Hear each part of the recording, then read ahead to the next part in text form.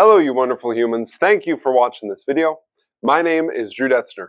I'm the owner and one of the clinicians here at 3D Wellness, where we safely and naturally support the way your body works. Recently, here in clinic, we've had a number of clients coming in with questions about bone density.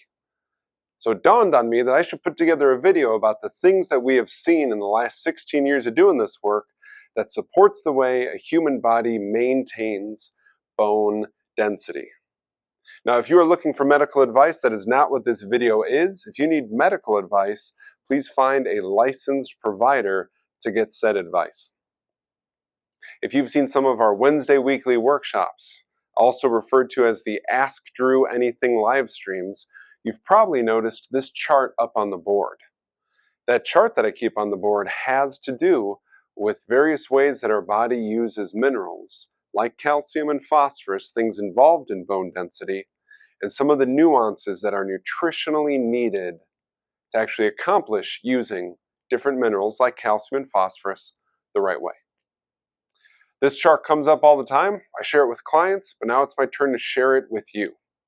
So when we talk about bone density, the first thing I like to make sure my clients do is get a hair analysis.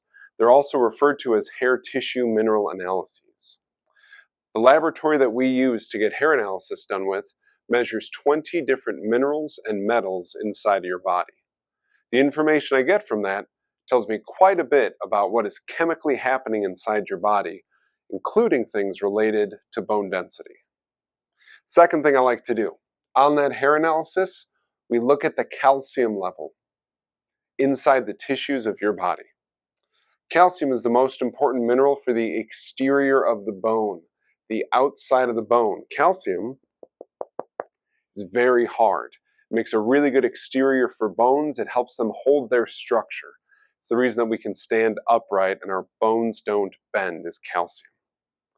Based on the level of calcium on your hair analysis, that'll give me a really good idea about using things like vitamin D, which we constantly hear associated with calcium. Oh, if you don't take enough vitamin D, you're never going to be able to use the calcium that you need for bone health. Well, first I want to see where your calcium level is, because sometimes calcium levels are actually too high, other times they're too low, sometimes they're just right. And depending upon the circumstance, that tells us whether or not vitamin D is appropriate. Now, there's a different vitamin that is often not discussed that relates to how your body uses calcium, and that is vitamin F. No, that's not a made-up thing, that's a real thing. But vitamin F is very important because it has a different action than vitamin D. Vitamin D helps your body use calcium one way, and vitamin F helps you use it a different way. Depending upon the level of calcium on your hair analysis, we know which one of those vitamins to apply to support your bone density. And then the third thing I like to do, we look at the manganese level that's on the hair analysis and the phosphorus level that is on the hair analysis.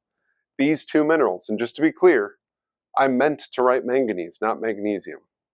Manganese and phosphorus have to do with the interior of our bones, which is a softer thing. It's more sponge-like. It's almost like set jello.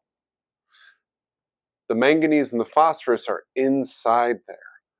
So as you can imagine, they have quite a bit to do with bone density because the filling of the bone is largely dependent upon the level of manganese and phosphorus that your body has. So when we're talking to clients about bone density, we start with a hair analysis because that's going to give us some x-ray vision. That's going to let us see inside your body. We're going to look at the calcium level because that's what the exterior of the bones are made of. We're going to look at the manganese and the phosphorus levels because that's what the interior of the bones are made of. And when we address all three of those things, what we have seen repeatedly here in clinic is that bone density scores stop dropping, and in certain situations, they can go back up. So we want to help your body do what it was designed to do.